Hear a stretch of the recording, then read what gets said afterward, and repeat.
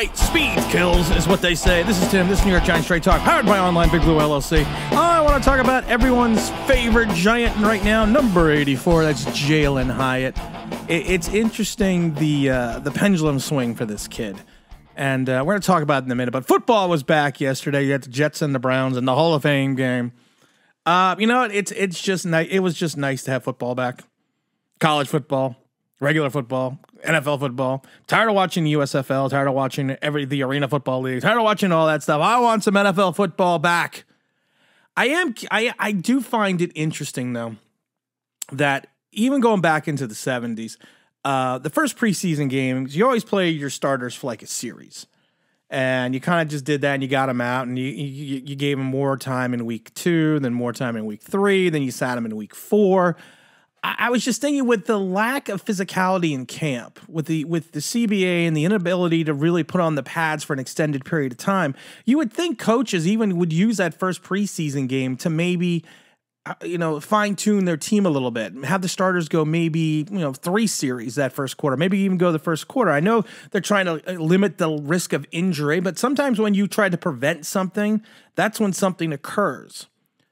And I just find it interesting that this year that I was just thinking that, some people would play, the starters would go a little bit deeper in that first quarter because of the fact that like I said, you lack the physicality now with putting on the pads in training camp. So I get that initial hit out of the way, get some contact under your belt, because it's a little bit different when you're running against the all shorts team. And that's why I think these last 5 years or so, the first 3 weeks of the NFL season has been very sloppy. Because of the fact that you go back a couple years ago, I think it was 2-3 years ago. I think it was 3 years ago when the Chicago Bears didn't play any of their first or second ring starters in the preseason, and they made the playoff that year, but they started off horrendously. They started off like 0-4 because it looked like they were running preseason. And the Tennessee Titans last year were the same way. They didn't play any of their starters or even their second teamers, and they had a horrid first start of the season. First, like 6 weeks of the season, because of the fact it looks like they were playing themselves into shape. And I don't know if that's ever going to change, but I would think that NFL coaches would adjust a little bit just a little bit more for that. You know what? I want to talk about Jalin Hyatt. I feel the need for speed. Besides Mr. Hawkins III, I always like calling him Mr. Hawkins III because it reminds me of Lover, Thurston Howell on Gilligan's Island, Thurston Howell III.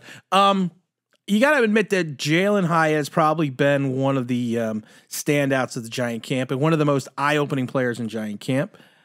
And the number 84 is kind of growing on me a little bit. I didn't think I was going to like 84. But you know what? Maybe, it's not an homage to Zeke Mowat, but he is just a guy that is going to be very polarizing this year. And there were so many Giant fans that didn't want to take him, and there were so many Giant fans that said there were other wide receivers that were more polished, and, they may not have the pedigree that Jalin Hyatt has, but they also didn't play in Tennessee in the system. And I just laugh now because now it's their favorite player. And he's shown what I thought he would be when the Giants drafted him. I mentioned it before. I didn't have a problem if the Giants took him in the first round. I've always been a Jalin Hyatt fan. I've loved Jalin Hyatt. I've done so many Jalin Hyatt videos. It's not even funny. I think I've done 3 before he even got drafted, because of the fact that I felt that he kind of reminds me a little bit of Devontae Smith. I think he's got more potential for big play capability than Devontae Smith has. And I was never overly concerned about his route running because of the fact that can be, if you have the fundamentals, route running can be taught. Kadarius Toney did not have the fundamentals. I hated Kadarius Toney from Jump Street. The day they made that pick, I hated that pick. You can go watch the draft live stream. And I said the same thing, and I've said it over and over again about Kadarius Toney. One of the nicest thing that scouts can say about your route running is that you are unique. That is a bad thing. The phrase unique in the NFL, if it's attached to your name, is a bad thing to have. And that's what Kadarius Toney had. And Kadarius Toney was 4 years at Florida, did not produce until his 4th year, his senior year, as it was a COVID year. Now, Jalin has shown that he has the big play capability. Jalin, if you watch him work. Now, remember, this is a small body of work that we are playing the all shorts team. I was at a couple practices already, and I was also at the padded practice. Now, the padded practice was different than the normal practice, which is just in your helmet and shorts. It was very different. You could see the defense was at one point in time well ahead of the offense. And it's going to be that way for a little bit because that's the way it normally is once you're able to hit someone. Because right now you're not really able to play defense like you want to.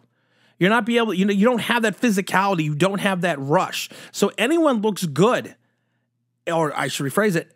If you have talent, you should look good, if not better than certain players at your position. If you have no one bumping you, if you have no one sticking the coverage, if you have no rush against a quarterback, if you have 6 seconds to run around instead of 3, you're gonna look great. And I think that's a good thing for Jalin Hyatt because of the fact that he is doing that. I've said this before about players. If you go to a small school and you have a clear ability above everyone else, that's a good thing because that shows that you have the talent. So in these limited, I call this the practice ballet, and these choreographed ballets, if you are performing extremely well, that tells me there is some talent there. That there's something there. There is a there. You could see the speed. Now, there is a difference between game speed and speed.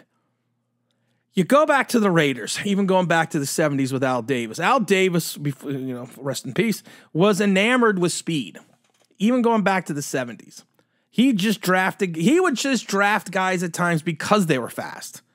They may not have had the most athletic ability, but if they could run a 4.4, 4.5, 4.5 back in the day was fast.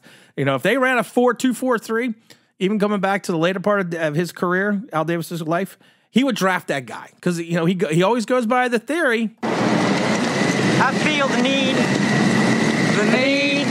for speed. Now, the problem with speed is if you do not have the other intangibles, once you get into an NFL game, speed will only get you so far. There have been tons of guys that have had tremendous speed in the NFL who have failed because the game is not just about speed. Now, the one thing I love about Jalin Hyatt is if you watch, and I've watched, like I said, I think I've been to 3 regular practices and I've been to one, I went to the padded practice. So if you watch him in his drills, he has ability to run routes. He has that ability. He's got to fine tune it a little bit because there's going to have to be adjustments made once he gets on the field. And there's going to be a physical corner send in front of him. He's going to have to learn. He's going to have to use his double moves. He's going to have to use a little bit of stutter step. He's going to have to find that way to gain separation when it's game related. Because like I said, there is a difference between playing in a 4 to 5 second window than there is playing in a 2 to 3 second window. And that's what the Giants are going to have to figure out with Jalin Hyatt. And that's what Jalin Hyatt's going to figure out. I personally think he could do it. I've already said it before. If Jalin Hyatt only caught 30 passes but averaged 17 yards of reception, had 5 touchdowns, I think that's a success. I think that would be a banner season because I think he is going to learn quickly. The game is different when someone is standing on the other side of that sideline. That line of scrimmage. And he's an actual physical defender whose job it is to basically make sure you don't make a catch because it's going to all count in a game. And I think he has the ability to do it. I think he's going to shine in this league. I think he's going to have some ups and downs, but I think there's going to be more ups than downs. But I think it's like Evan Neal. There is going to be moments when you're going to question, scratch your head. Same thing with Kayvon Thibodeau. Everyone remembers the last 3 games of the season for Kayvon Thibodeau. Not many people remember the first 14. You're going to scratch your head a little bit. You're going to wonder a little bit why he does things. But then he's going to make a phenomenal play. He's going to make a phenomenal catch. He's going to burn someone and get wide open. And then you're going to forget everything. Will I get an 84 jersey? No, I'm going with the John Jacob Jingleheimer Schmidt. I'm going with Big John. I'm going with the 61, I think. I haven't got an offensive lineman jersey ever. I don't think, that's not true. I had a Bart Oates. I had a number 65 Bart Oates jersey back in the 80s. So this will be the first one that I've gotten since like 1986. But we just got to give the kid some time. We got to give him some patience. We have to understand that at the end of the day, yes, he could be a tour de force, but he is going to make his mistakes. He's going to have his learning curve because of the fact that I think sometimes people that's what's so different about the 2000s than going back to the 80s and 90s. I think you had a better idea what players were back in the 80s and 90s because you ran 2-a-days full pads, full contact. Now it's like, okay, he looks good running these routes. He looks good doing this, but we really haven't seen him against competition. I'm curious to see what's going to happen when we go up against the Lions. I really do want to see that when we have open practice with the Lions. I kind of want to see, or joint practices, I should say. I want to see that. I want to get that idea because a couple of years back, we kind of I think some fans missed the signals when we had the joint practice with the Browns. And the Browns basically showed how far above they were talent-wise of the Giants. Now, I think that Detroit is going to be a good barometer. I think Detroit won 7 of the last 8. Of course, they made the playoffs, first time in years. So I think they're going to be a good barometer in reference to where we are talent-wise right now versus a team like Detroit because we are kind of paralleled with Detroit.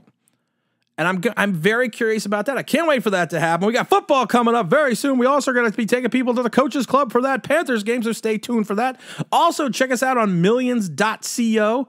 We'll talk about that on Sunday with not a new streaming platform. They've been around for a few years. I asked the question on Twitter today, what does Joe Montana, myself, and millions.co have in common? We've both been asked to do streams for them, so that's going to be exciting to do, so stay tuned for that. And again, this is Tim. This is New York Giants Straight Talk. Don't forget to like, don't subscribe, don't forget to ring that bell because you want to know why. That'd be awesome.